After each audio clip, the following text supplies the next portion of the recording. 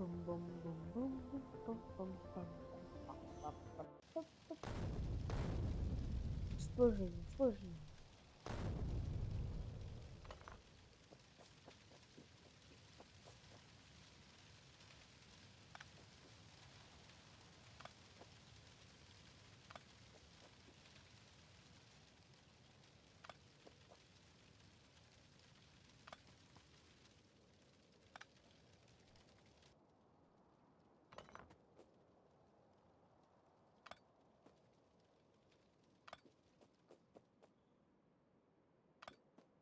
I think I'm gonna try a main bus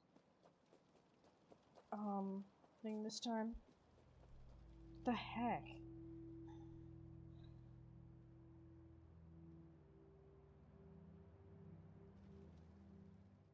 Actually, I think I'm just gonna make a new one.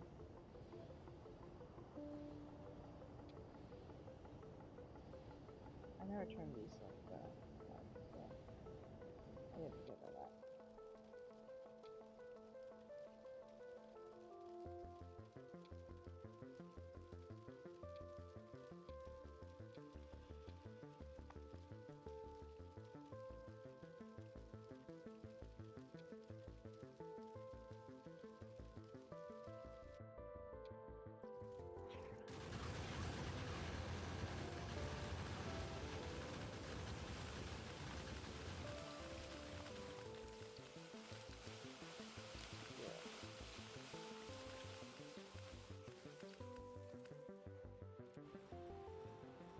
So this will be where I spawn. That's good.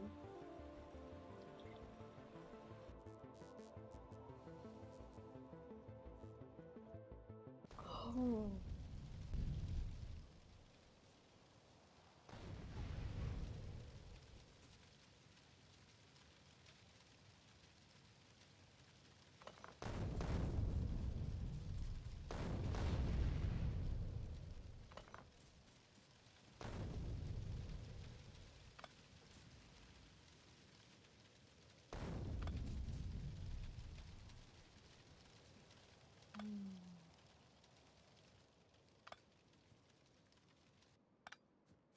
I want to see someone task this.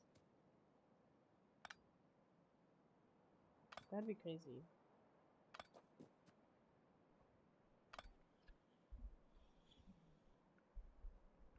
Okay.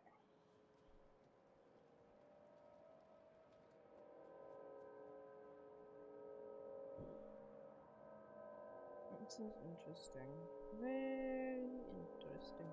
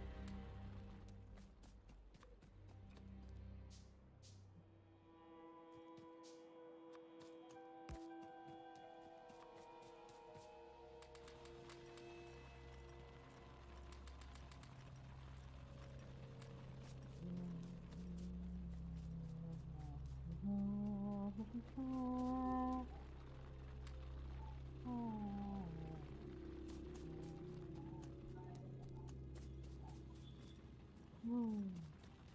Yeah, so the main, let's try out the main boss strategy. It seems very interesting to me.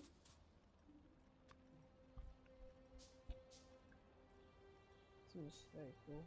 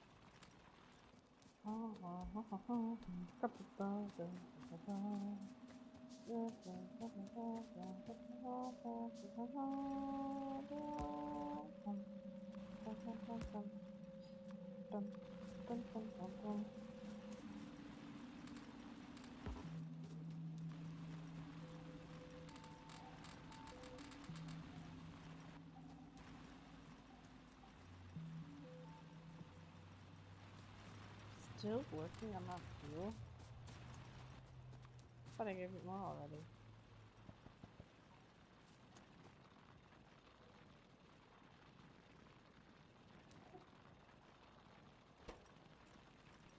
There.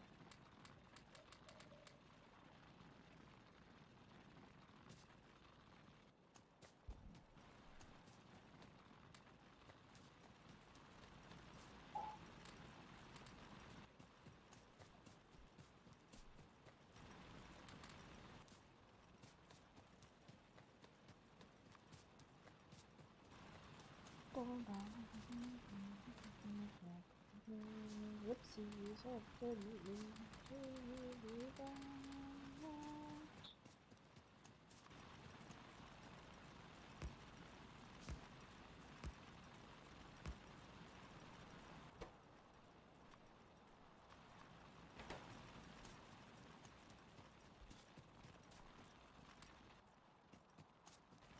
Oh shoot, nope, did it again.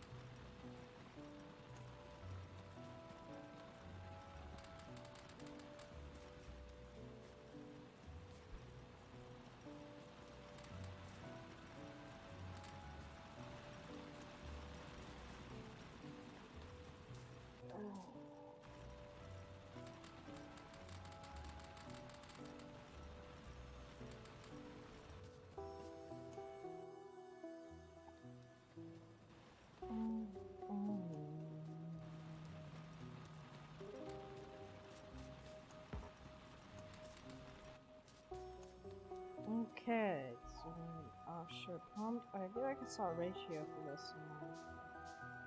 Oh wait.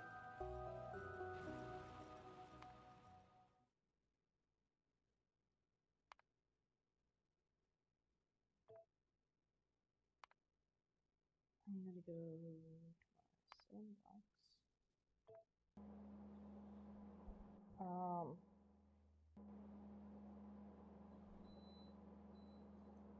Let's go. How do I get like electrical power? How do I get that out of here?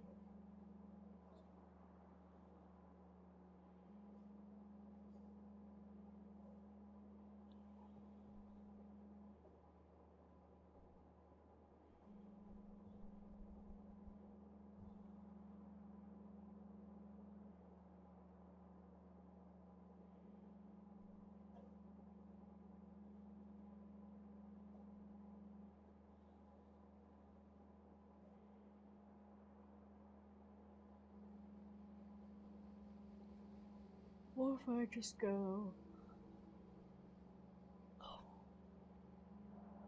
You're Steven. No.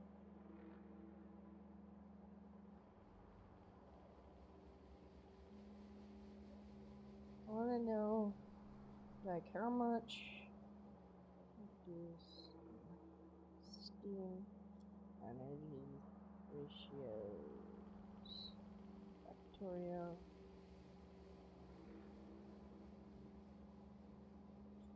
Okay. One is that one offshore pump? I can't see that. Okay, those are different.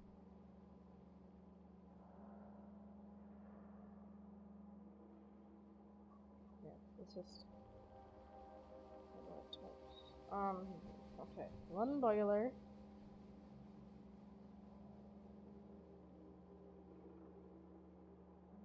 So each boiler can supply 2 steam engines.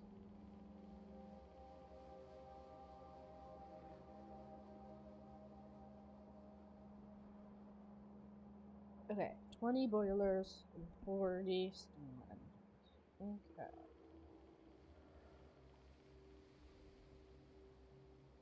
So let's get the offshore pump in here. So do this.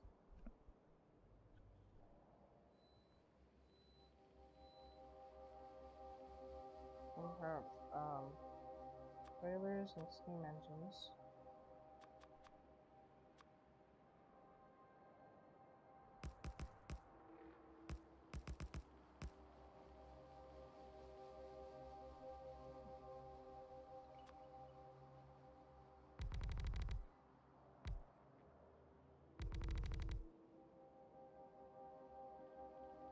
Oh, this one shows the easier way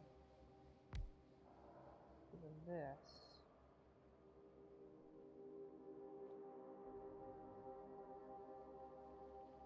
Actually, now what if I get some landfill? I turn it into this.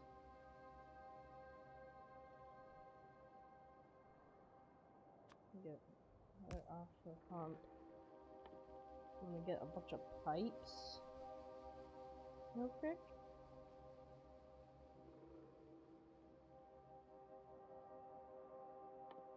If I can find them. I think they're right here. Oh, yeah, there.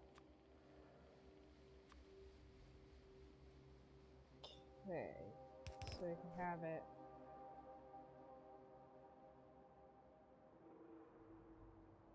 Like this. With the boilers.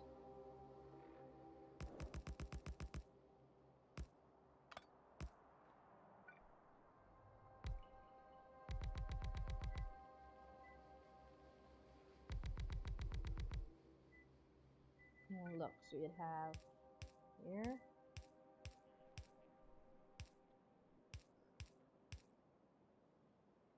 Same thing on the other side.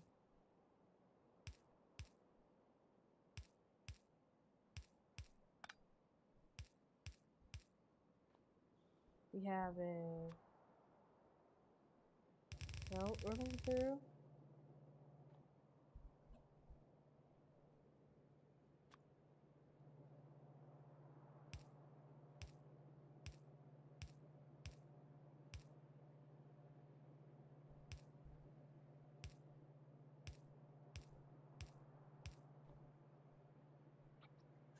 do this.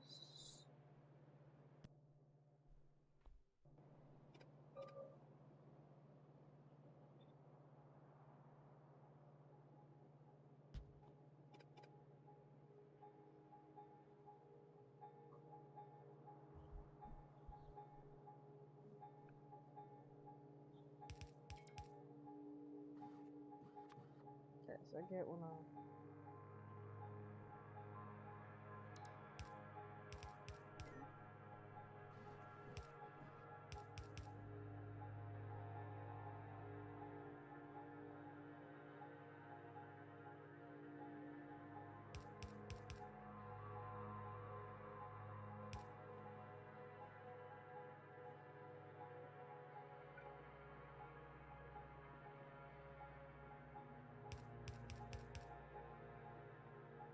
It worked!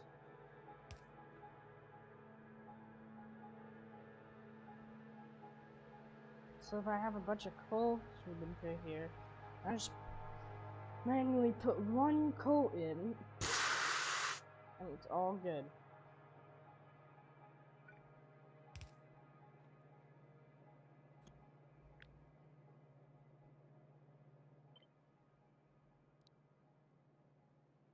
Power wheel 1.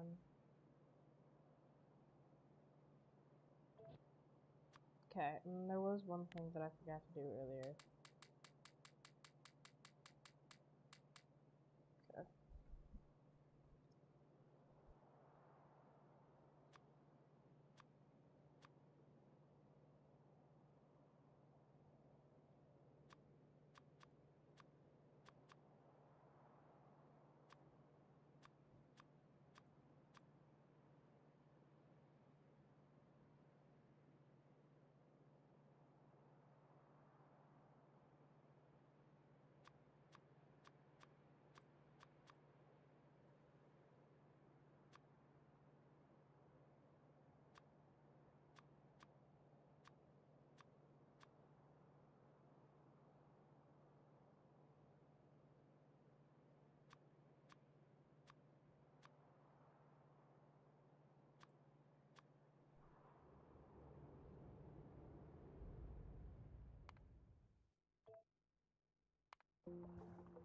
Oh, I didn't know just hit load.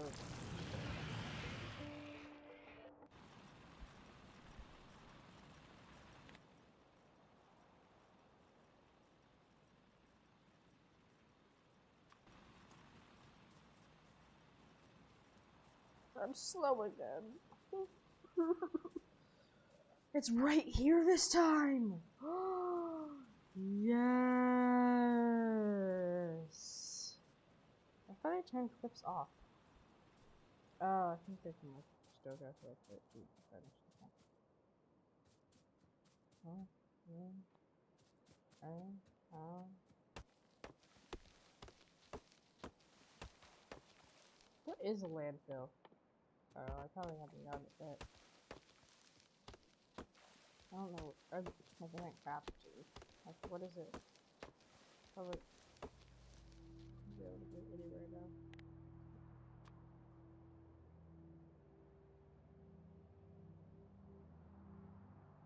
Oh, come on, I was so close.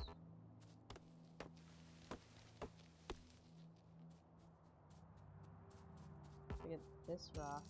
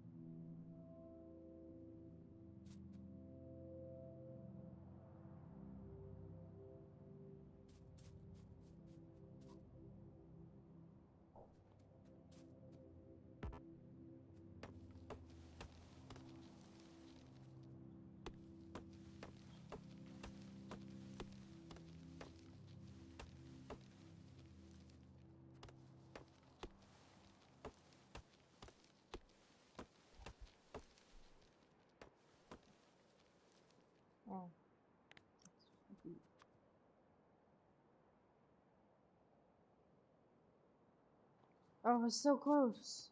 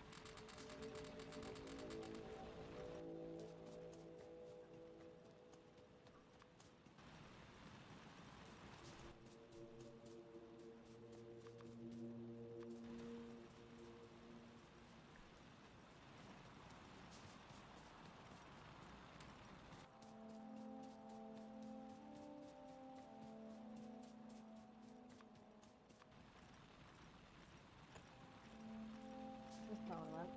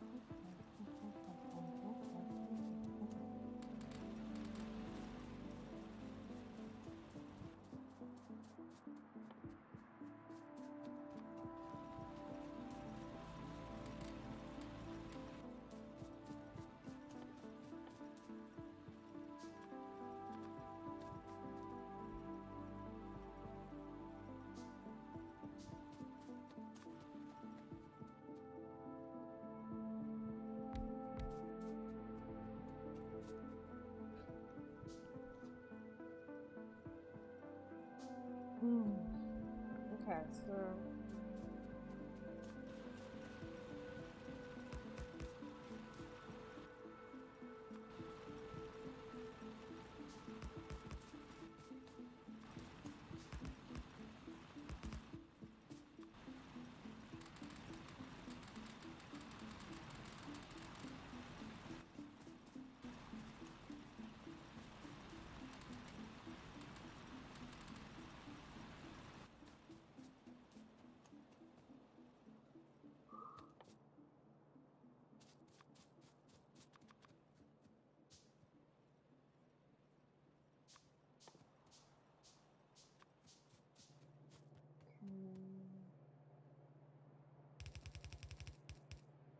there.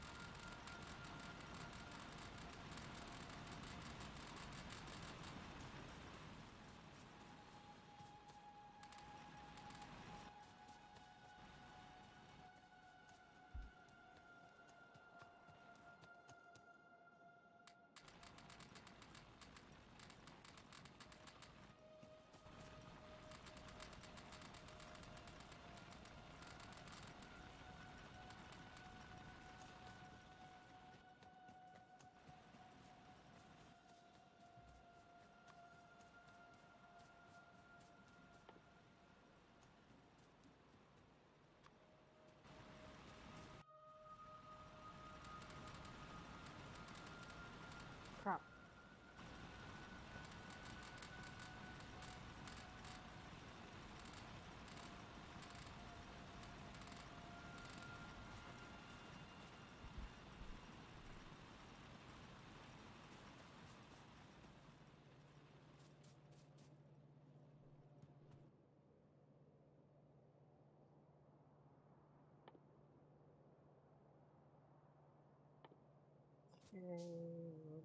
Okay, 5, 6, 7.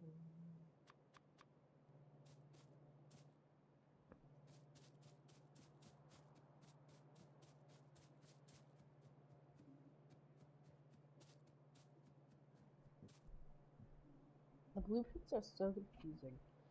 Whenever you like first briefing them, like, I don't know. It's kind of hard to see where the actual blueprint is and where my stuff I've already placed is.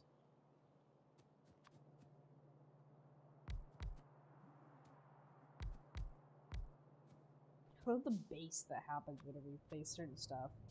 Like some things it's like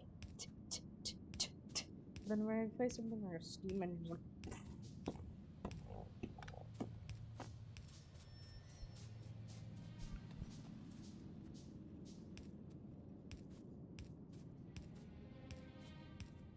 I'm gonna be one away. Two, a lot away actually. Okay, well now those are getting fueled at least.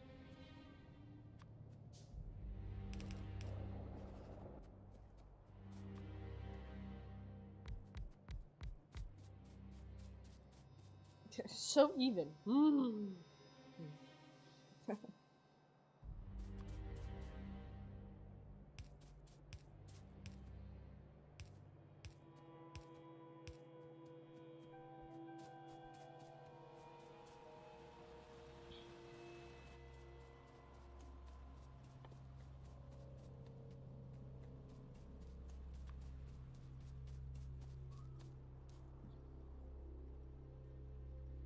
So we're going main bus. So you gotta have a bunch of minor drills all going up to one. then I'm gonna rewatch the main bus video. Ryan Mouse, like, There is he's my guy. absolutely nothing going on with me romantically. Great. Can I buy you? Welcome to Factorio Masterclass. My name is Nilos, and this is the series where you become a better engineer. Today we're going to explain one of the most ubiquitous concepts of Factorio, the main bus. The objective of this video is to show you how you can structure the base using the concept of the main bus. There is a reason why this concept is so common. It is incredibly simple and yet very powerful in that it manages many parts of your base very easily and gives you a good overview visually of how things are performing. It has a common way of managing inputs, a common way of extracting outputs, and also at the same time a very clear visual indicator of whether things are performing as they should in your base. Whether you're a new player or a seasoned veteran, this concept is an important tool in your engineering toolbox. Therefore, it's worth going into more depth just to make sure that everyone's on the same page and have a clear understanding and idea about how to use it most efficiently. At the end of this video, you will have a clear idea about what the main bus is, He's how to build acting it like a and manage teacher. it, Like, as I well as some of can't. the strengths and weaknesses to look out for when applying this concept to your own base. And let's dive right in. I love his intro though. It's interesting, sir. Factorio Masterclass is my series of tutorials and guides here on YouTube, covering all aspects of the game and aims to provide insight and resources to help you become a better engineer. Each episode starts as a workshop session streamed live on my Twitch channel. This is over at twitch.tv/Nilaus, and you're very welcome to drop by. These streams are usually on Mondays at 8 p.m. Central European Time. Feel free to drop by and help decide, design, and discuss upcoming guides. Our collaborative designs are always superior to what I could have built myself. As always, if you like the video and want to see more, hit the like button and subscribe to the channel for more content like this. If you have ideas, comments, or feedback, you're welcome to leave a comment below or join our Discord server with more than 5,000 members discussing the games we play on the channel. This video is structured as a series of answers to common questions that I've heard in relation to how to use a main bus efficiently and effectively. I have on top of that added my own hints, tips, and strategies. This video will cover the following topics: components of a bus, how to get it started, what size should I build, what should go on the bus, strategies for branching off the bus, advantages and disadvantages of using the main bus, and conclusions. Let's start at the beginning. What is a bus and why is it even called a bus? Within the computing field, a bus is a communication system that transfers data between components inside of a computer or between computers. This term has moved outside of the computing field and it has become an analogy which makes a lot of sense for our Factorio architecture. The characteristics for Factorio bus are the parallel lines of materials with forks and branches to serve specific production needs of the base. Generally speaking, raw materials are fed from one end and being consumed along the length of the bus. At each branch of the bus, new materials will be consumed and more complex materials will be added back to the bus, again to be used further down the production line. Let's take a closer look at the components of a Factorio main bus. It consists generally of three different parts. It consists of the smelting arrays. This could technically be argued that it's not part of the main bus, but something that comes before. It consists of the actual bus, and it consists of the branches off the bus and back onto the bus. The smelting columns are a topic for another day, so we're gonna skip that one. The main bus consists of parallel lines, generally four lanes. So I think I'm gonna make all my lines down here. And then so up here will be the smelting. And then we'll do it this way. Actually, we'll turn it so that it doesn't go to the water. And then really far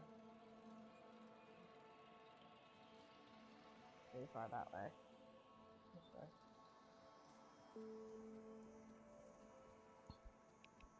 Plus 2 empty lanes, and then the repeating pattern. However, other options do exist. The reason for this is the yellow belts, more specifically the yellow undergrounds. They can only span 4 tiles, and therefore bringing materials from one side of the bus to the other side of the bus for a branch is going to require a lot of undergrounds. And these undergrounds can then only span 4 tiles, and therefore it's advantageous to leave some space between the tiles for branching and for jumping with undergrounds. When talking about branches off the bus, there are basically 2 schools of thoughts. either you go on one side only or you have on both sides. There are advantages and disadvantages of both. The advantage of the one-sided bus is that you can always add more lines to the bus because you don't have to pre-allocate how many lines you want on the bus. That means it can just keep growing as big as you need. However, the disadvantage is that you're going to have a bus that's twice as long because you can't use both sides of the bus. Therefore, my recommendation is that you pre-allocate a set amount of space and then branch out to both sides. So you want to build a main bus in your base, but you are maybe a bit in doubt about how to get started with this. First things first, you need to allocate room for the bus. It takes a lot more space than you might think, so plan ahead. Specifically, watch out for water and oil. Water is expensive and cumbersome to get rid of because of the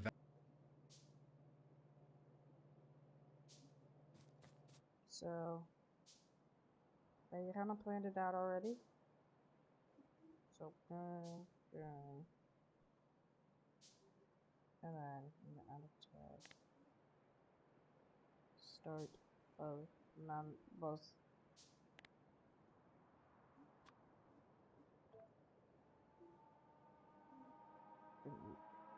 Here. Mark it here.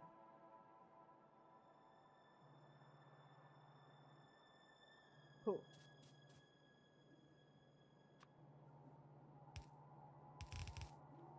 There we go. So now, as soon as I just... Oh.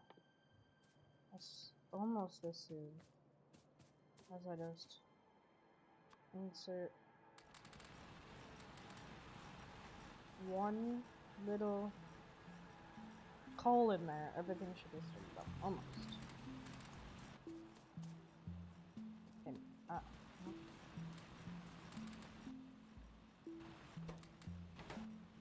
there we go.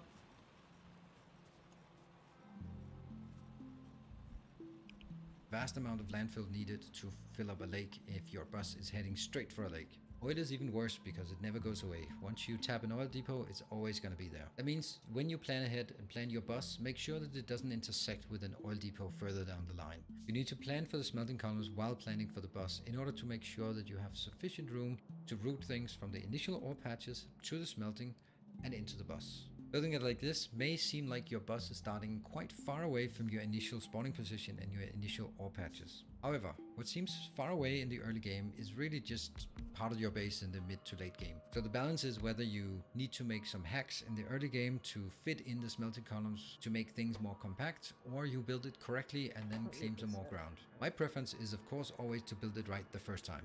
So claim some ground, build it correctly, make sure that it's scalable so you don't have to redo it and suffer for it the rest of the game.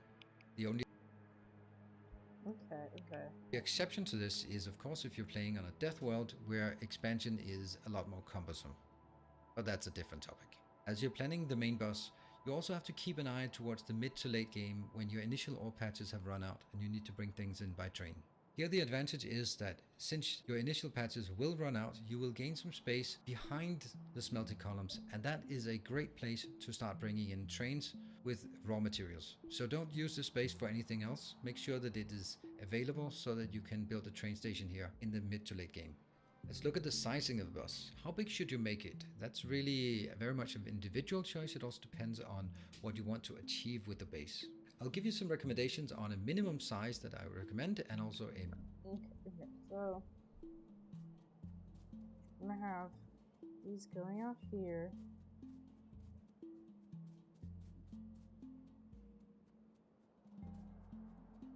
We'll just start with mangoes up here.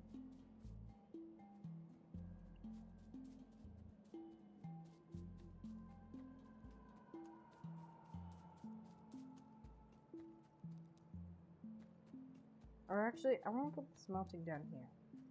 So all this stuff. Because, I mean, you can't use iron ore for anything.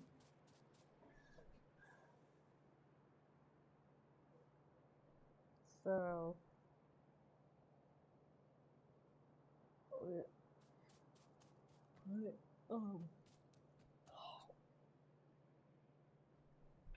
What stuff did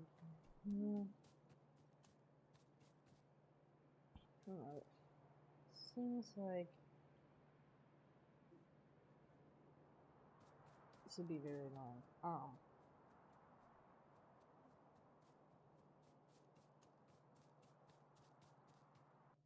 think I'm gonna actually try it out in my sandbox first. Or didn't I have a separate sandbox? Yeah.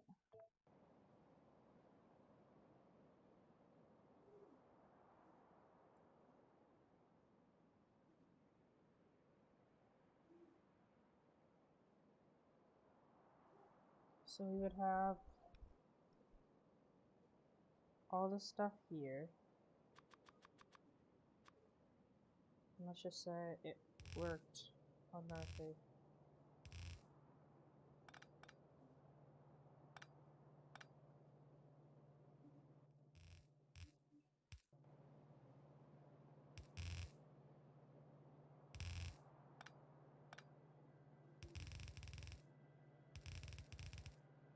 This should be what one looks like.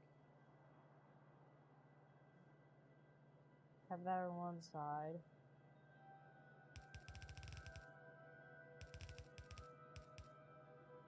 And have this on the other side.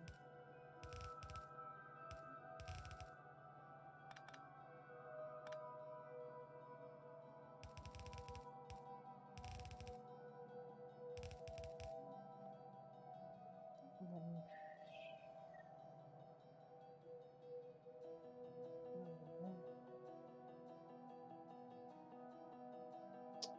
I don't know, I guess it isn't that bad. It's probably because all these ore patches are next to each other. It makes it look so annoying to have to get all this. Maybe I can make my main bus over here instead.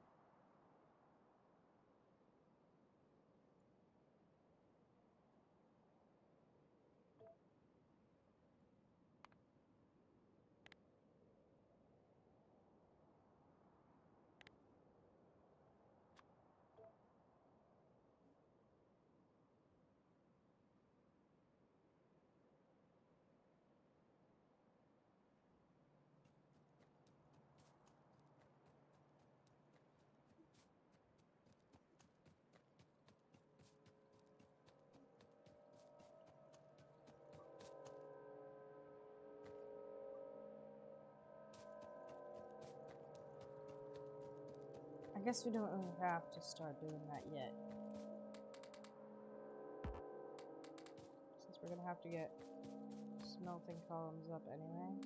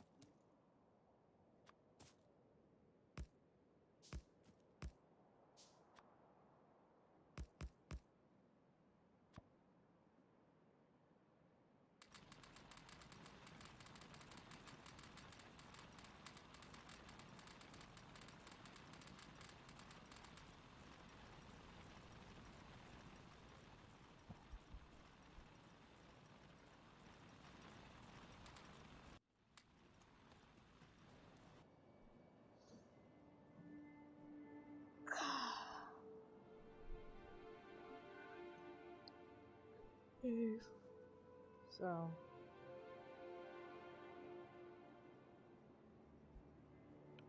Maximum size and maybe sort of a recommended somewhere in the middle. In all these cases, I'm assuming that you build on both sides of the bus. That is my preference, so that's the one I'm going to recommend. The absolute minimum that I would recommend for building a main bus would be 4 iron, 4 copper, 2 green, 2 plastic, 1 steel and 1 red. These are not the only items on the bus, but these are the core items that will be scaled up as you want to build a bigger base. I'm also going to provide a maximum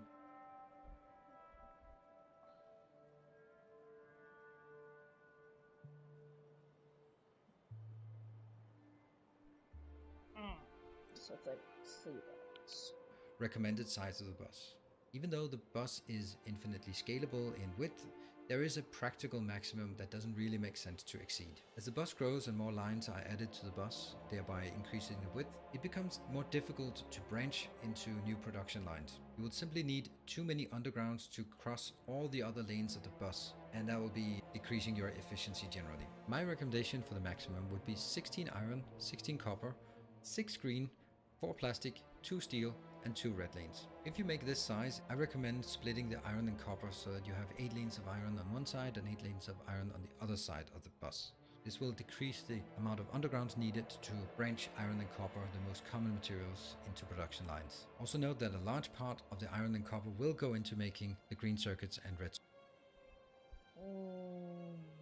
Okay, I'm not gonna go with the main bus. I'm gonna go with city blocks.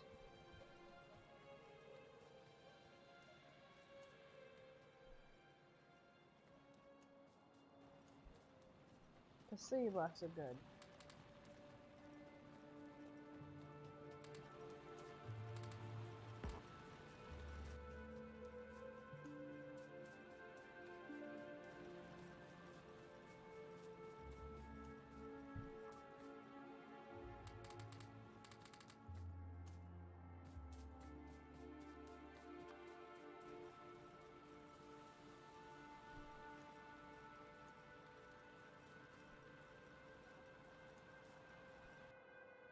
Okay, so these.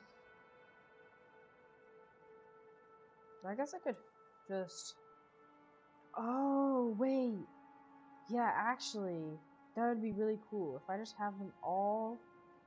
Have all of the, all of them going into the same thing. And then just filtering them out. That would make everything a lot easier.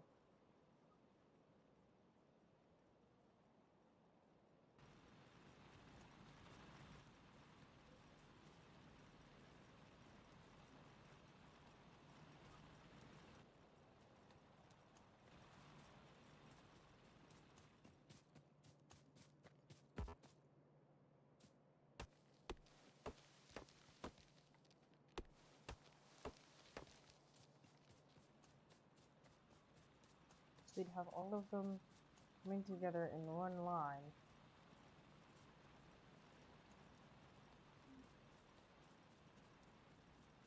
And then this wouldn't be a part of the city box. The city box would start like right here. So you'd have it like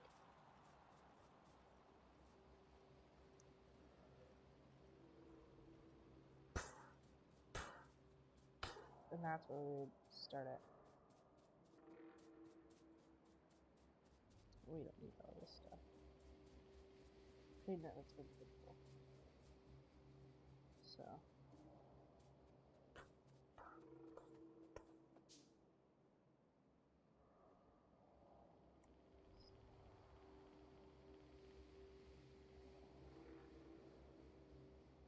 okay, now let's we watch City Walk instead. Welcome to Factorio Masterclass. My name is Nilaus, and this is the series of tutorials and guides here on YouTube covering all aspects of the game and aims to provide insights and resources to help you improve your game as engineer. Each episode usually starts as a workshop session streamed live on my Twitch channel. This is over at twitch.tv/Nilaus. You're welcome to drop by, link is in the description below. Usually each episode starts with a workshop session streamed live on my Twitch channel. This is twitch.tv/Nilaus. The link is in the description below. Usually this takes place on Mondays at 8 PM Central European Time. Feel free to drop by and help decide, design and discuss upcoming guides. If you like this video and this type of tutorial, then hit the like button and subscribe to the channel for more content like this. Ideas, comments and feedback are very welcome, so leave them in the comment section below or join the Discord server. The objective of this video is to show you how you can structure your base using city blocks. This is a concept that I have popularized, at least, not necessarily invented, but popularized several years ago, and I've been using it in many of my bases since then. I feel that it has a number of advantages and structures that I really like, so it's about time for me to do a tutorial so you can understand it and use it as well. This tutorial will be slightly different as I base it on previous Let's Plays on my YouTube channel, specifically Train World and Train Megabase, as well as Escape from Novice. Let's dive in. Let's just start here. I'm not used to So it, this video will cover a number of different topics. This video will cover a number of topics: the purpose of city blocks, service-oriented architecture that it's based on, the sizing and alignment, when and how to get started, how to integrate trains, how to integrate the logistic network, and also sort of wrapping up with some advantages and disadvantages of this train so that you have an idea when to use it and when not to use it. Let's start by just zooming in and having a look at the space. This is my train megabase, and you can see that it has a lot of city blocks, and each city block is characterized as follows. You can unfortunately not quite have it on the screen at any given time. It is 100 by 100 tiles like this, and it is delimited by a path around it. It has large power poles, these 4 large power poles out here in the center, and in most cases, all but that case actually, it has 4 roboports to cover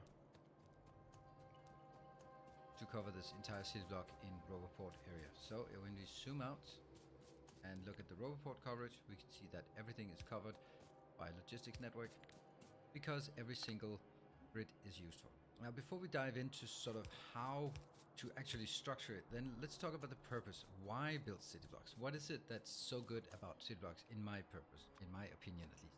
Well, I think the first thing is an aesthetic idea. If you like squares, you're gonna like city blocks.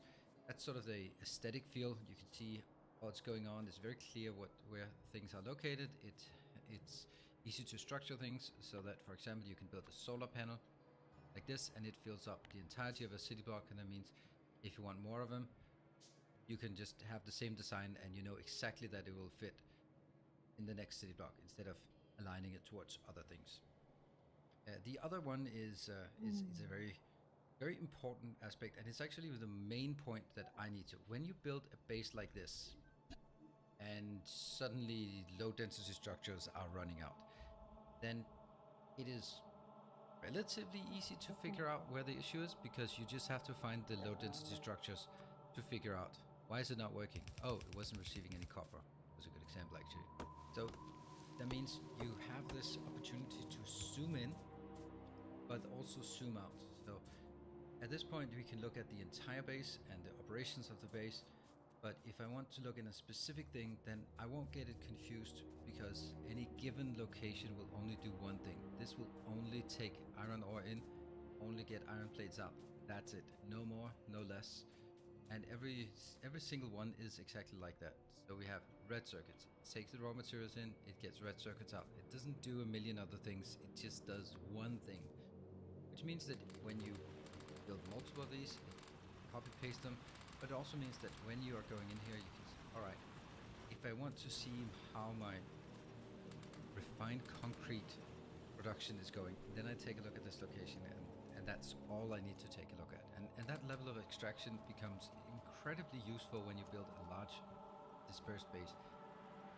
And this one has some quirks because I don't have a structure of where I build things. I deliberately build things wherever I feel like it. So there will be the same things, like we have copper down here, but we also have copper up here. We have green circuits down there. We have green circuits up here. We have green circuits at many places as well. So that's kind of something to keep in mind as well. But the overall idea here is that we can zoom in, and when we zoom in and design, we don't have to deal with the rest of the world, because we only deal with the inputs and the outputs for this city block, and it is completely delimited from the rest of the world. And that leads us into sort of where it comes from. So this idea is something that it's based on the service-oriented design within software design, and that's basically when you have a service, then you can build the service, and that's basically what we do here. This is a service that operates here. It has some inputs and it has some outputs, but from a zoomed out look, all you need to know is the inputs and outputs. You don't need to know how it works. This gets particularly relevant when you take some more advanced. When I'm doing this design for the purple signs, I'm gonna go into nitty-gritty details of balancing belts and making sure that the flow is okay. But once that's done, I can completely forget about it, zoom out, and just know that as long as I have the inputs coming, I will have purple signs coming out. And only when I see that purple signs is drying up, for example, then it's time for me to sort of open the service and start looking inside and debug it. And I feel that's an incredibly useful feature of this build, that I can zoom out and simply forget all the weirdness of the purple signs as long as it works, and only when it doesn't work do I need to zoom in again. So I think that's incredibly powerful. In this case, it works brilliantly together with the mod logistics train network because I can manage many connections. But you don't need to have that as well. It just gives a nice abstraction of knowing that if I manage the inputs of a city block, the output will be correct. And only then will you need to, if you need to upgrade it or change some parameters, then you need to dig in and figure out inside the block or inside the service. So now we know a bit about the purpose of the city blocks, where it comes from, the key attributes in terms of just the zooming in and the abstraction level it provides and the aesthetic field. It also has the added advantage of you always have your walking path or driving path, the sacred path, which must be respected. And you have it down here everywhere. That means you can drive around the base easily without hitting any power poles. You have easy access to any and all things, and everything is delimited inside these locations. Let's have a look at the first city block, because the first city block is the most important one. Like anything, you've built your city block and you have problems. I don't know how many times I've had people coming into my chat or in my comment section or Discord and saying, why does it not align with the trains? So let's start with the train blueprint. Let's start with the elephant in the room. Trains are weird because they can only be placed on a 2x2 grid, while large power poles can be placed on a 1-to-1 grid. That means you can, for example, build it like this, but you can also build it. Those are kind of the two different locations, or you can also build it here. So anywhere in here you can place the large power pole. But if you have a specific train design in mind, it's very important that you make sure that you build it correct. Let's say worst case is something like this. So it's in one direction it fits, but in the other direction it doesn't fit. And if you build your city blocks and build this many city blocks, maybe even less, and realize that the whole thing is shifted off to one tile to the right or to the left, there is no way to fix it. You just have to start over, move the whole thing, and that can be rather unfortunate. For that purpose, I always have a blueprint, measuring stick, and alignment stick.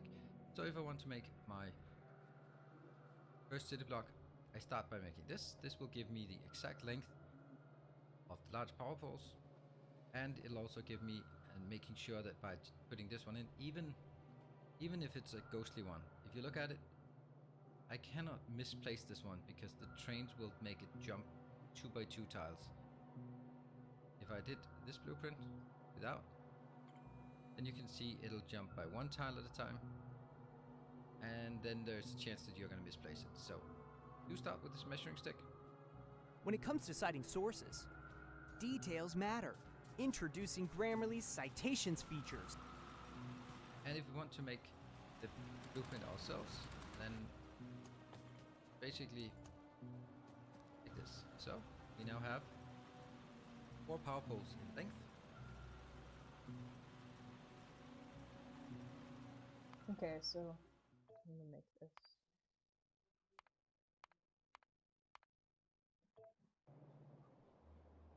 Make this measuring stick. Wait, no, I should probably place the things first. It's not so stiff. A big electrical.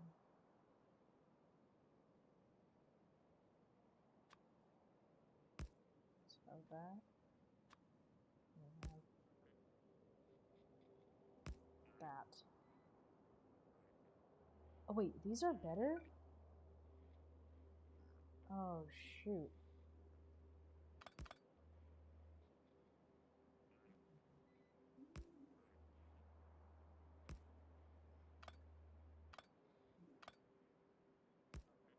Oh, shoot.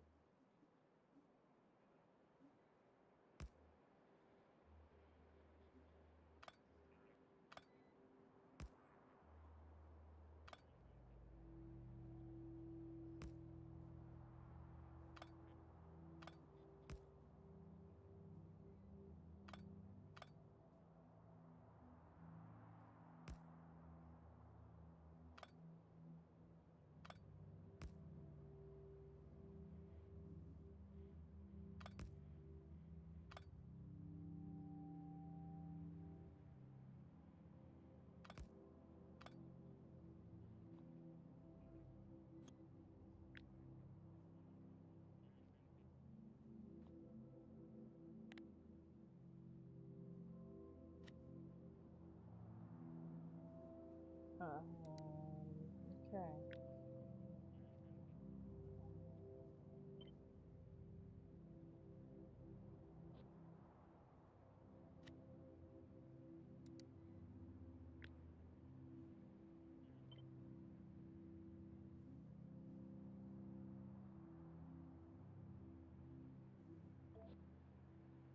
Okay. Well, I didn't know that. Subsessions are only good for the range. Yay. How fun that I know that now.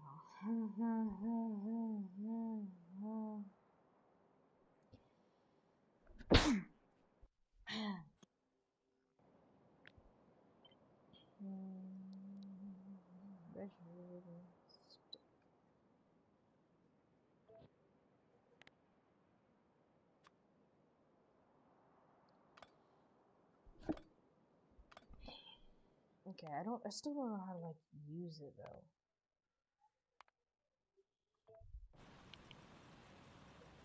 Up and the other way as well.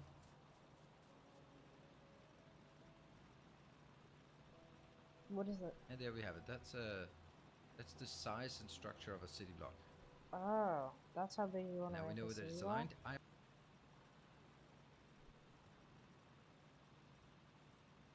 Oh, okay. So that's how you. Okay, wait. I think I've seen it. I think I need to stay in my sandbox.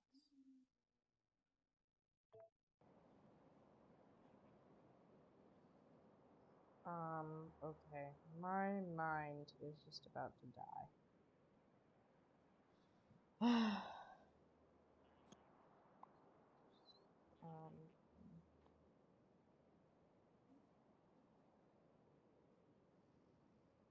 Okay.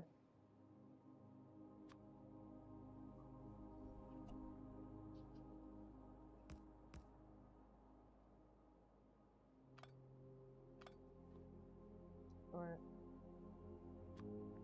have this here. I'm gonna have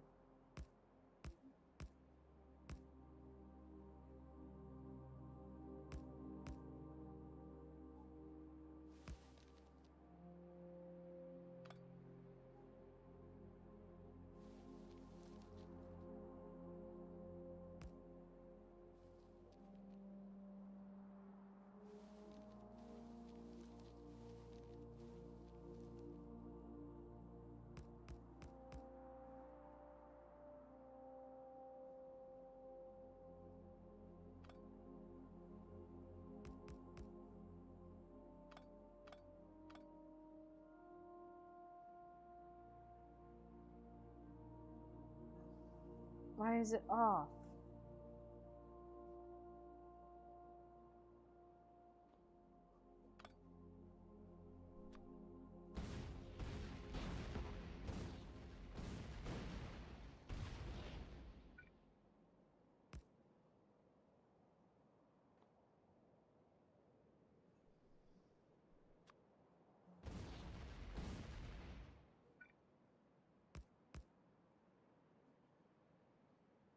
Okay.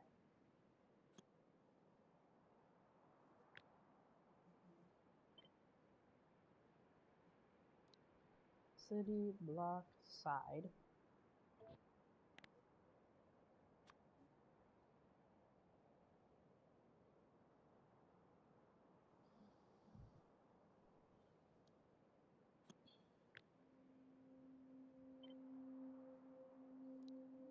All city block sides.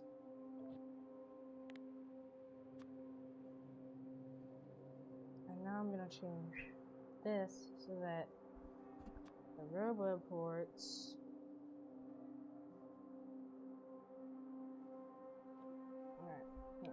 I always put red and green wires as part of the blueprint because then you have it later on.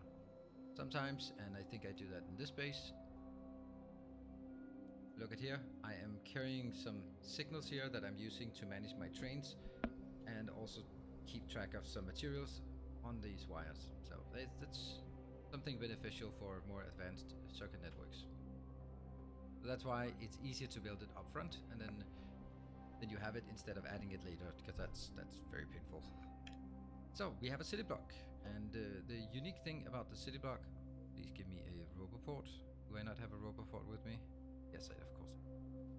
So the thing with the roboports is, or actually I'm gonna take this part. So I'm gonna build the sacred path first, the way you do it the first. 1, 2, from here, 1, 2. Wait, what? Okay. 1, 2, 1, 2. You must have the accent. Okay. 1, 2.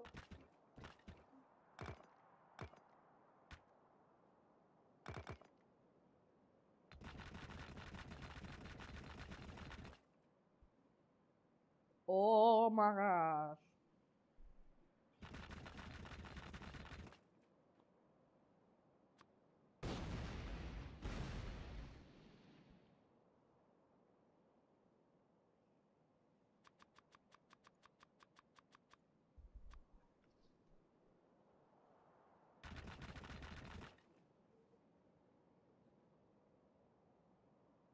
One, two.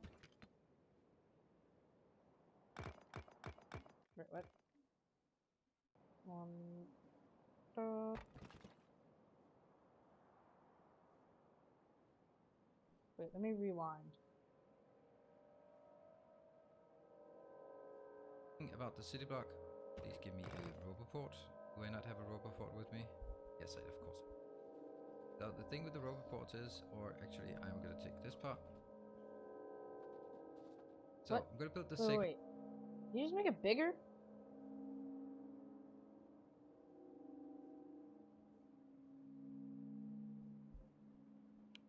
Path first, the way you do it the first. 1, 2, from here. 1, 2, yeah. You just made it bigger. I don't know how I did that.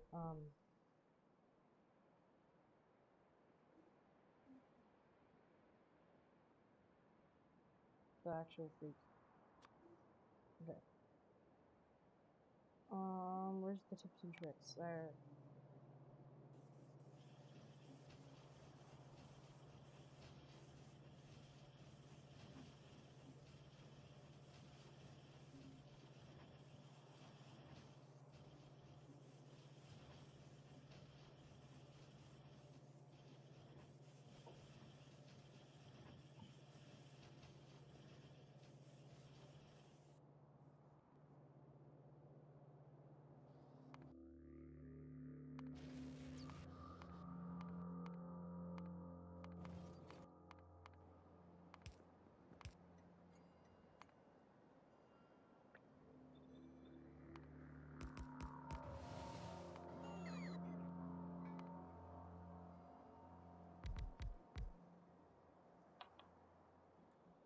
I don't know how to do that.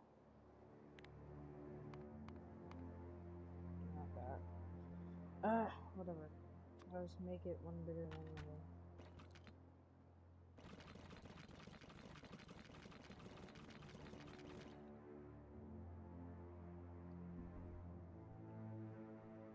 One, two.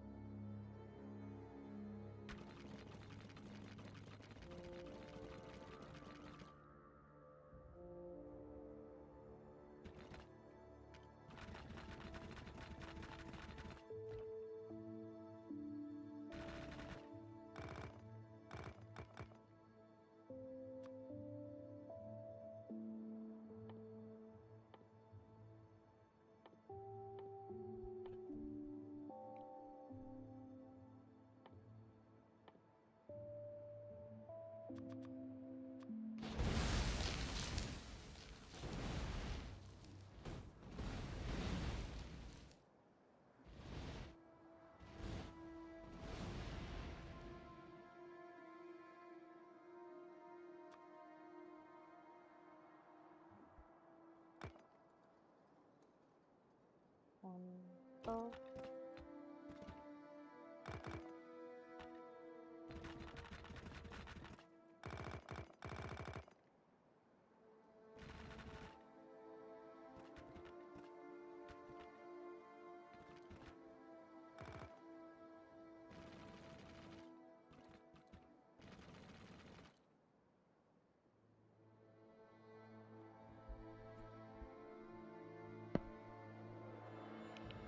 One, two.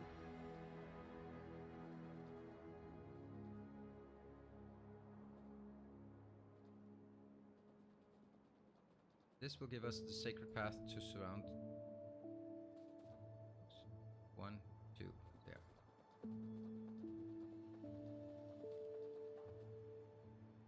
One, two. Much easier just to build it with ghosts, so that I don't have to use a million times to build it there. So with that done, now we can use our roboports. Roboports start, and if I make them exactly like that, exactly hit the middle of the road. Okay, at least that's... I was doing that right, at least. I was doing this right.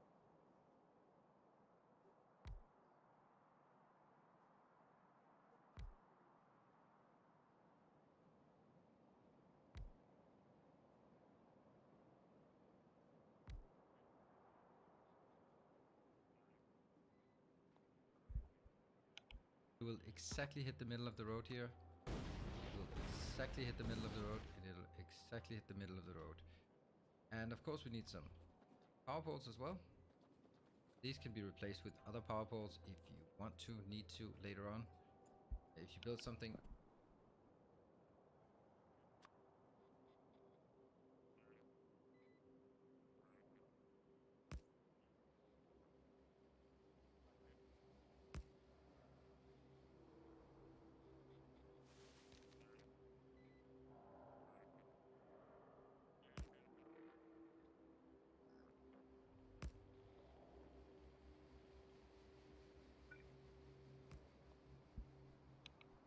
And what you basically have now is a repeatable pattern.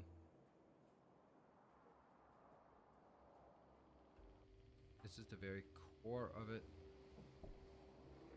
Is that really okay? One, two, one, two. Something like this, yeah? And you can then build it next to it. You can see that if you build it exactly correct, then the roboports will align. Of course, we don't have power because it's not connected to the real grid. That one, so now it has power. And we'll just build these two. And that is at the very core, the city block. Look at this part, looks good. And if I look out on my base, you can see the very same structure with these kind of circles everywhere. They are slightly slanted somewhere, but generally it has these nice circles as well.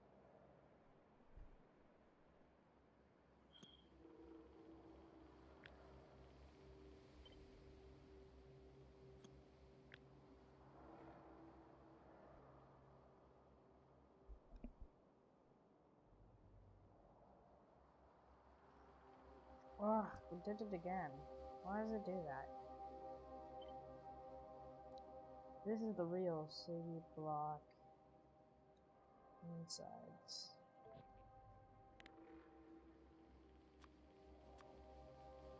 The old one discarded. The real city block bricks. I'm pretty sure you're right, but I just gotta make sure. Okay.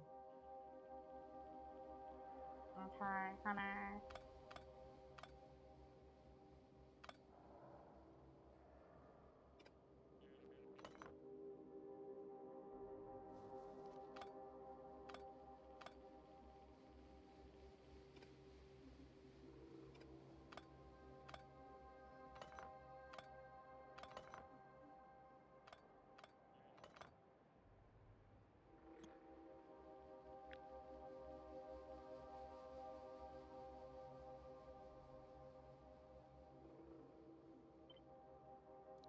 These are the real city block bricks. Yeah, the only one wasn't. Old one wasn't right because it. Yeah, I made it. I guess one too thick.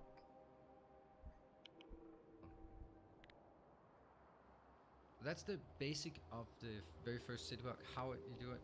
One of the things that you want to say, if, even when you have this built, yeah, there's many different places you can build it. And when you look at your starter base, you have to start looking at where do you want to place the first city block. For example, if you have a location like this, nice big oil patch, then it makes sense for you to build the city block so that this oil patch is contained, because you can't move oil patches. Normal ore patches don't care about it because you will eventually run those out.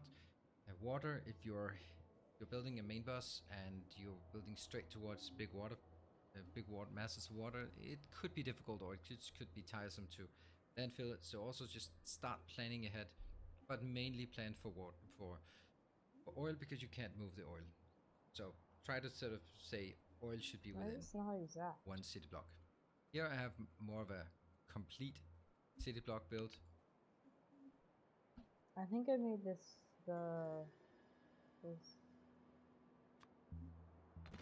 these bricks too small.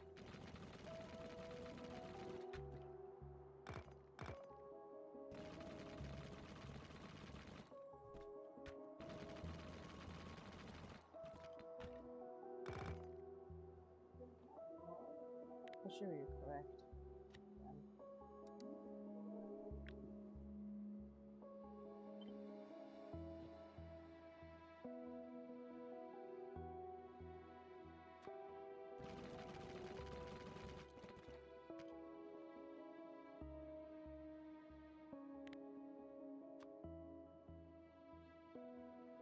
Yeah, got it. This is the real right one.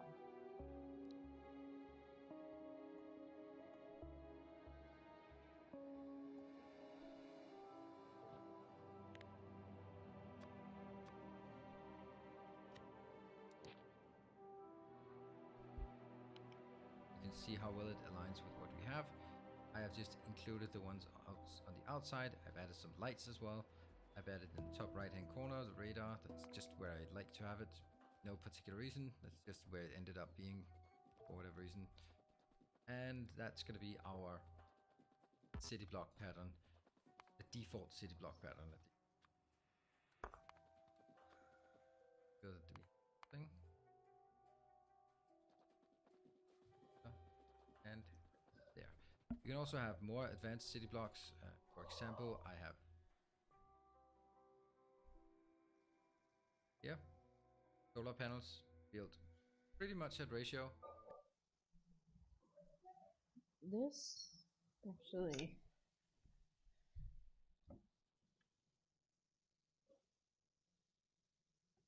I need to change. I guess I don't need to change my solar panel thing, but I just need to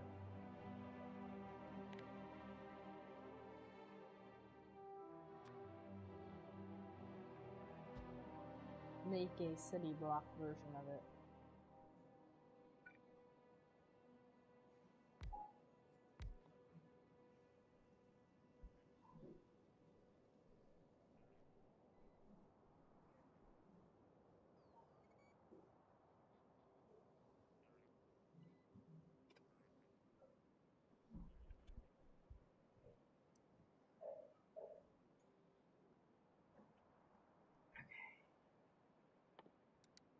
Ah, where are the elevators?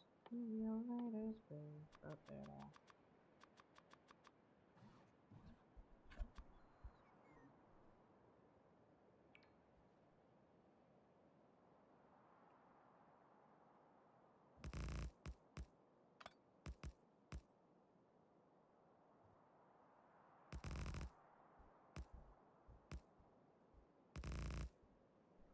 Oh shoot.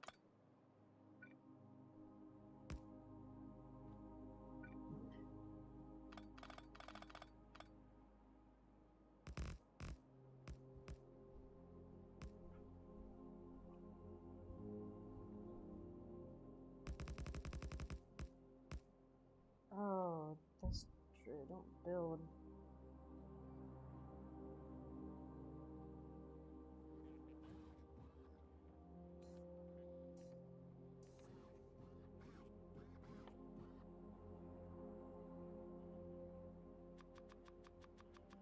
I didn't put any big electricals into here.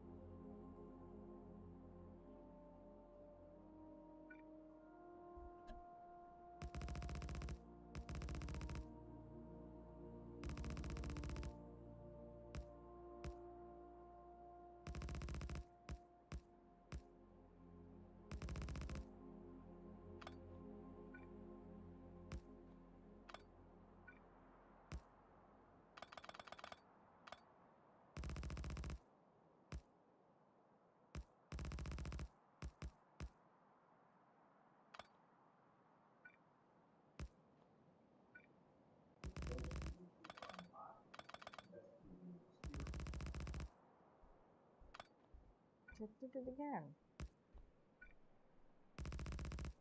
It's funny how it looks like I'm throwing it. What do I do with this? Looks like I just throw it away.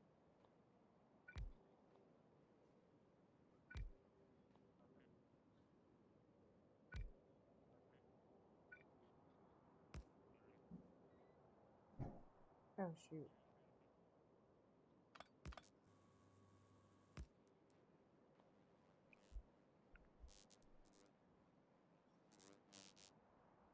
Okay, so there's that. I love how this one's totally symmetrical.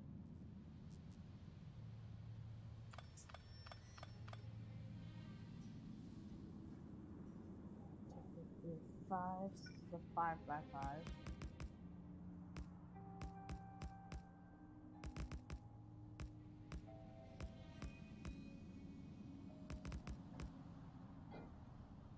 So I just need to build one side of it.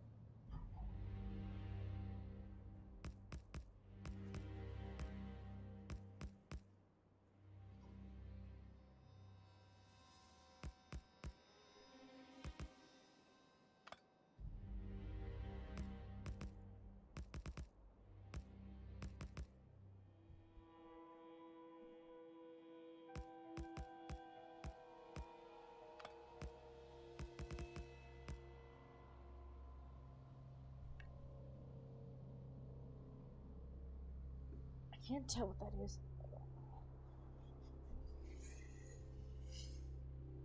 Oh, whatever.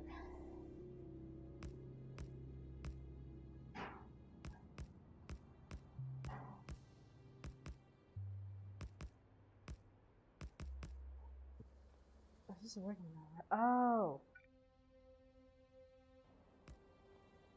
That's what happened.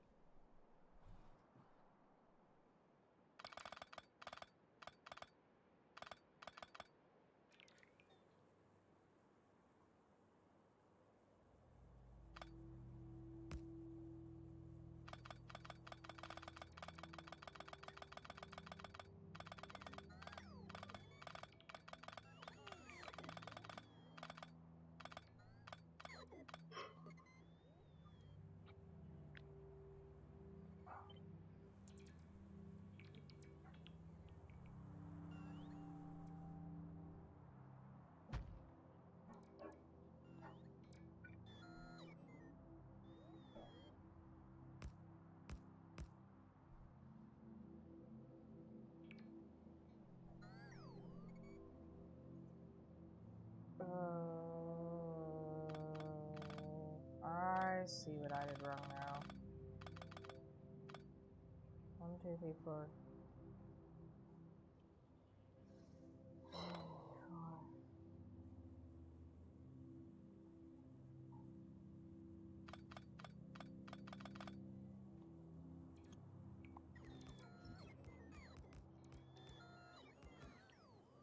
How'd that happen? Oh, never mind. That's how. Wait, what? What? I just gave myself extra space.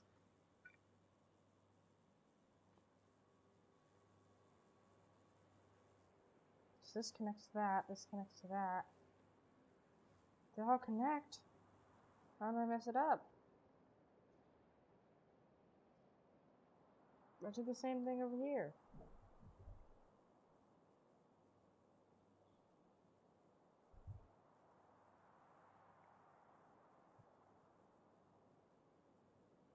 Here it looks like there's...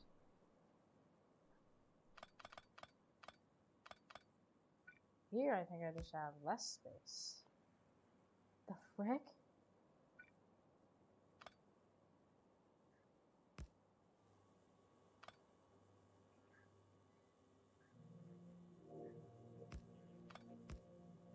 That has to be right, but... What is this doing? What the... What the actual freak, bro?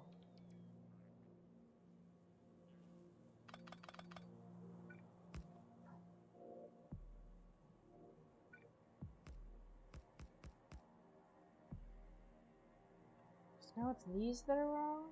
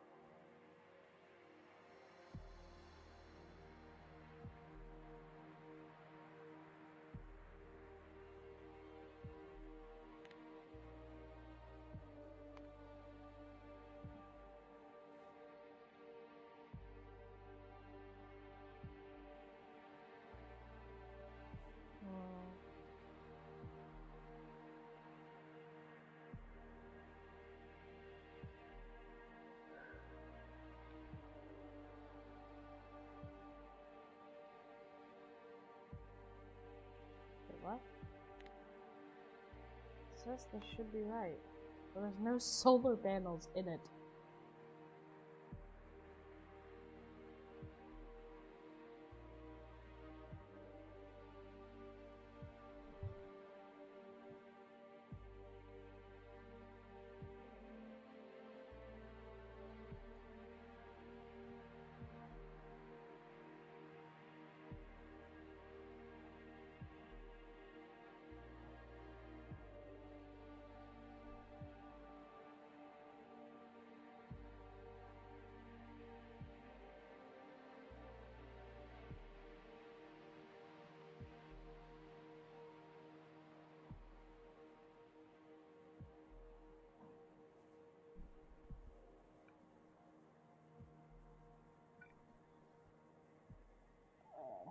Okay.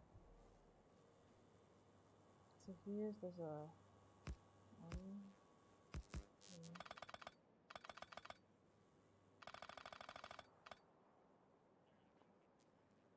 Oh, delete.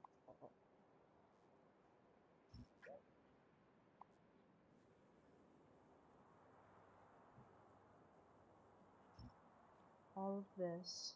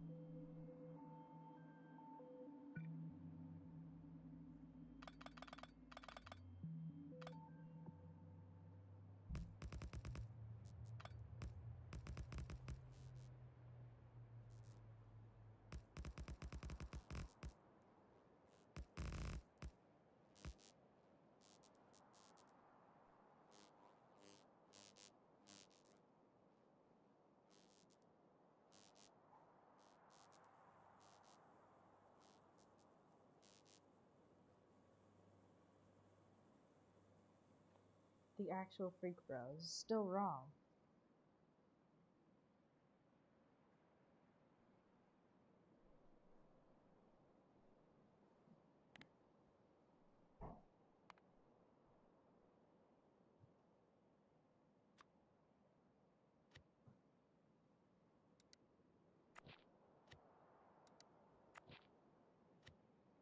Oh, this is why.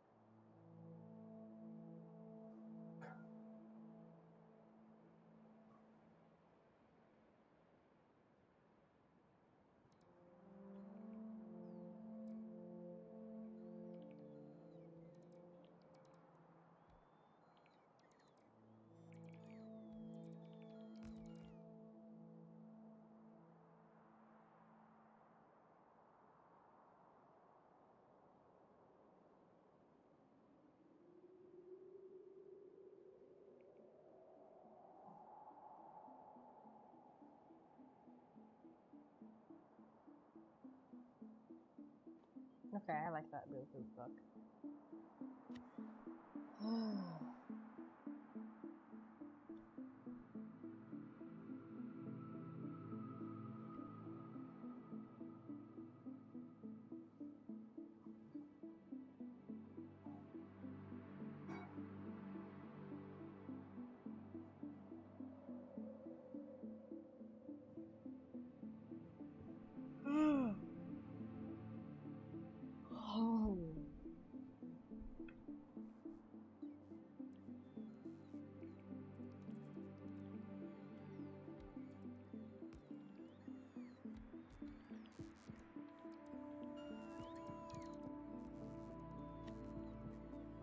Wait, what is some of that stuff?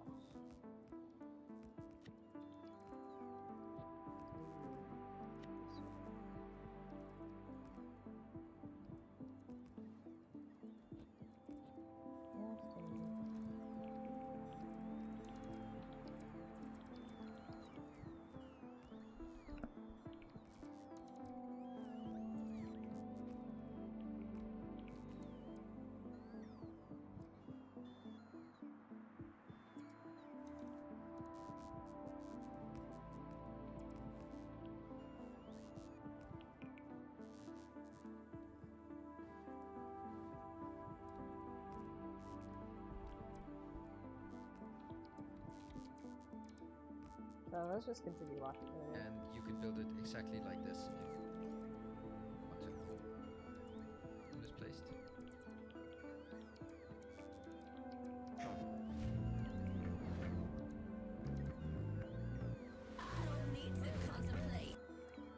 And that's those are kind of the key attributes. Let's see, we also have one with here. We have some delimitation with hazardous concrete, refined concrete, just to make it even better. It's nice, but it's not necessary. Those are something you can come up with yourself. And I'm going to do this one just to give you an idea what it looks like. So refined concrete in the middle, find hazardous concrete, and then you can make stone bricks in the middle. That's up to you how you want to do it. Now before we dive into how to integrate trains and logistics network and the strengths and weaknesses of the city block design. It would not be possible for me to run this channel the way I do right now without the support of the Patreon supporters. So thank you very much. If you want to support the work I do here and the channel in general, then pledging on Patreon is a great way to do it. Link in the description below. Thank you. Now here we have a different world. This is my Welcome to Factorio world, and I want to use this as a base to illustrate how I can integrate trains and very smoothly into a design, also how I can integrate the main bus and logistics network all in one. So as you can see here, I have only one entrance to my base for trains. It comes in from one side, it goes into stackers, and it follows up here, and then I have only 1-4 trains. And if you are going to build this kind of thing, I would suggest doing 1-4 trains. They fit quite nicely within a city block. I don't think you can fit in 2-8 trains in any reasonable way, and so 1-4 trains, they actually work quite well.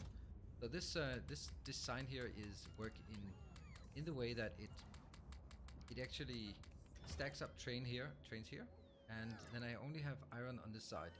Iron only goes in on the side, so I can treat this as one station, and these ones will then open and close as they will.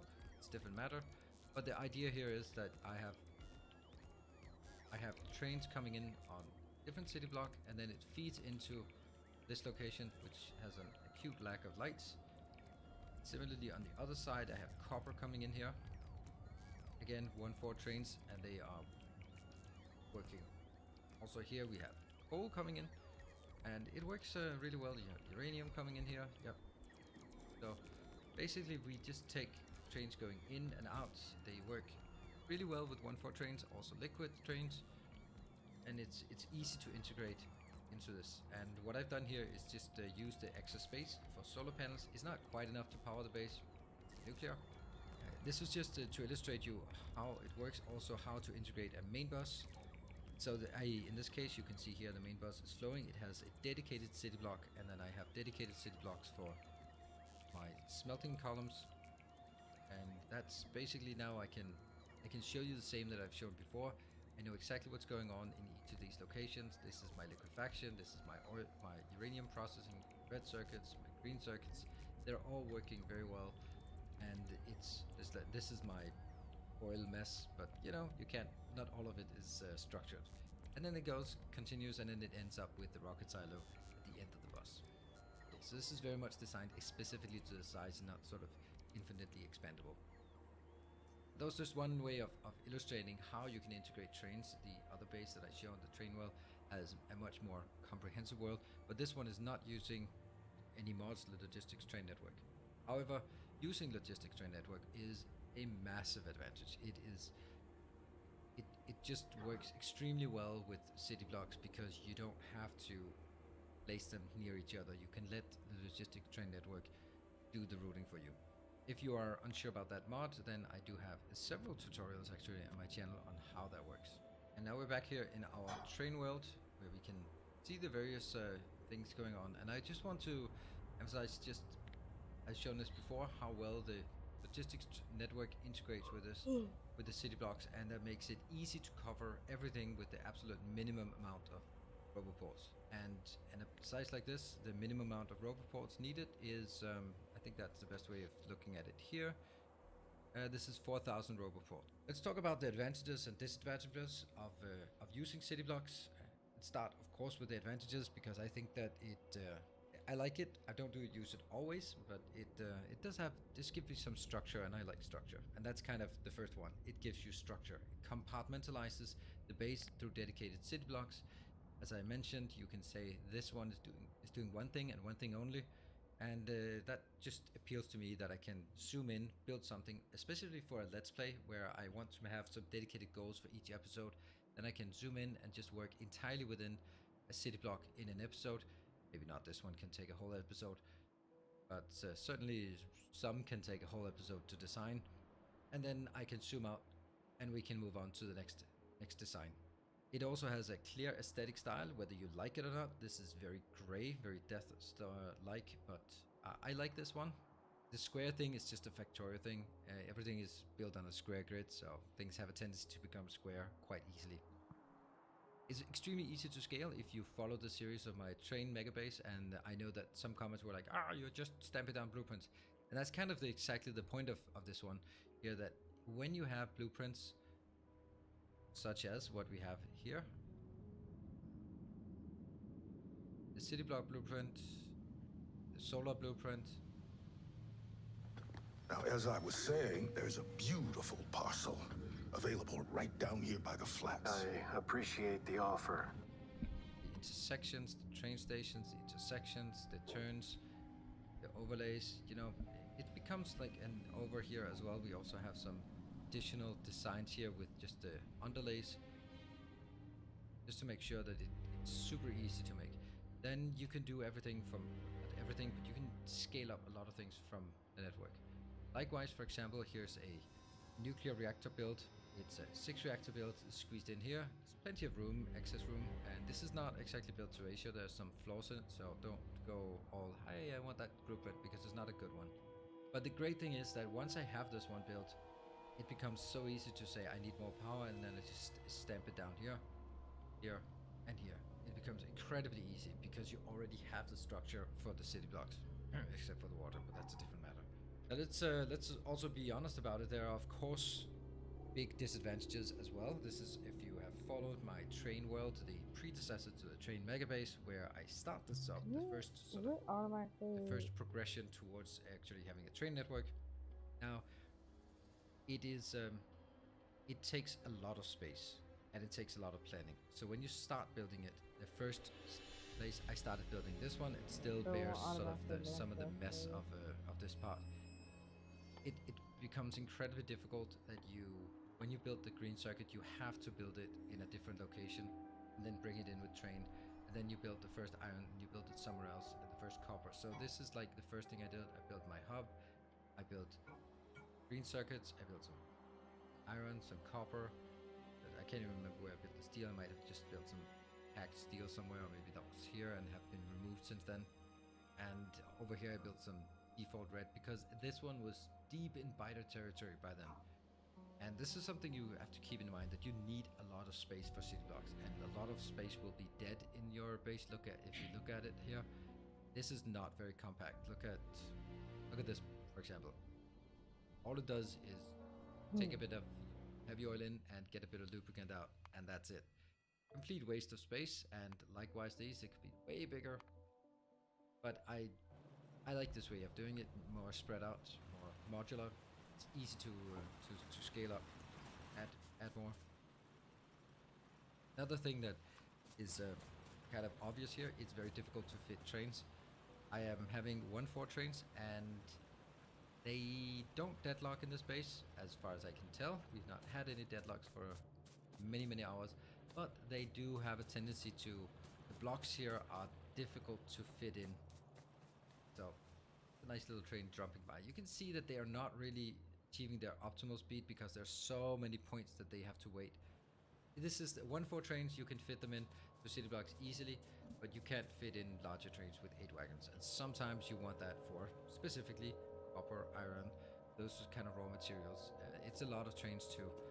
For example, this should, in my opinion, just have been a 1-8 train, but I don't have that and I can't fit it in. So we're gonna have to have twice as many trains in the network to achieve the same. And that means more congestion in the network. So you keep it in mind that you will have a lot of trains. In this case, if we just look at how many trains I have in this one. Is that a train? Yeah. Here. Yeah, that's a lot of trains. A lot of trains. About 300 trains. It's 300. currently operational. They're all working pretty much all the time. So that's something to keep in mind, that trains can be hard to fit, especially larger trains.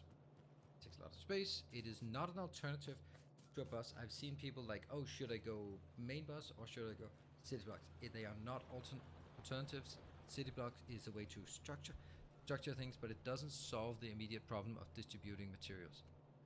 When you get to sort of mid-game and you, for example, have logistics train network, then you can say, okay, do I want to expand my bus, or do I want to transition to a service-oriented architecture with logistic train network feeding separate city blocks?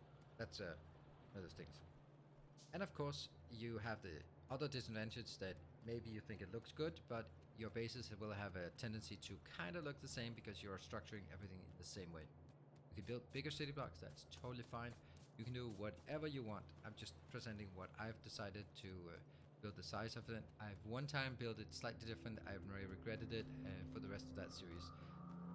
The 100 by 100 tiles is just so advantageous. So I also have, of course, as always, a blueprint book available. You can find the link in the description below, and you can snatch those blueprints if you like. You can make your own. Just please remember to align the first city block with the rails, otherwise you will be regretting it. And I wanted this to be a short tutorial because it's just a city block, but I just don't have the ability to make short tutorials, I guess. So if you are still awake, thank you very much for watching, and I hope that you have enjoyed it. If you have, hit the like button, it helps me and the YouTube algorithm.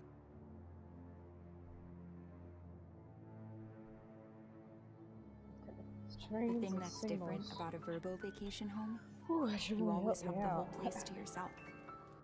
Welcome to Factorio Masterclass. My name is Nilaus. Oh, this is the series of tutorials and guides here on YouTube covering all aspects of the game and aims to provide insights and resources to help you improve. In this episode, we are finally dealing with trains and rails and signals. This is such a huge, complex and contested topic that I wanted to prepare really well for it. I've chosen to split this into multiple videos to prevent it from becoming too overwhelming and too long. This one will be focused on getting you started with trains and explaining signals and basics, but for our veteran train enthusiast, I'm sure there will also be a couple of neat tricks. Later on, I'll add another masterclass video for advanced train configurations and tactics, based on the feedback for this one. Each of these episodes starts as a workshop session streamed live on my Twitch channel. This is over at twitch.tv/Nilaus, and you're... Okay, so I need to create a science thingy. Yes, of course. The science thingy. So if I do automation science, it won't automatically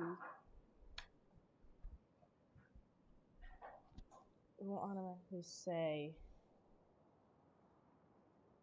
how much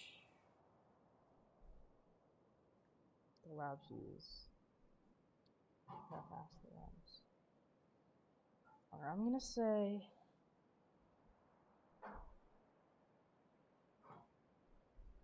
well, oh yeah, because it depends on this.